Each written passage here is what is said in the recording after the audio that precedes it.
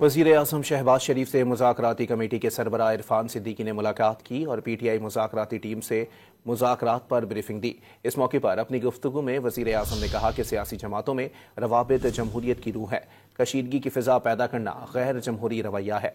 आपको बताएं कि वज़ीर आज़म मियां मोहम्मद शहबाज शरीफ से मुज़ाकराती कमेटी के तर्जुमान सेनेटर इरफान सिद्दीकी ने मुलाकात की है। इस मौके पर पीटीआई से होने वाले मुज़ाकरात के हवाले से बातचीत की गई और इस हवाले से तफसीली ब्रीफिंग भी दी गई। वज़ीर आज़म शहबाज शरीफ से मुज़ाकराती कमेटी के सरबराह इरफान सिद्दीकी ने मुलाकात की और पीटीआई मुज़ाकराती टीम से मुज़ाकरात पर ब्रीफिंग दी। इस मौके पर अपनी गुफ्तगू में वज़ीर आज़म ने कहा कि सियासी जमातों में रवाबित जमहूरियत की रूह है, कशीदगी की फ़िज़ा पैदा करना गैर जमहूरी रवैया है।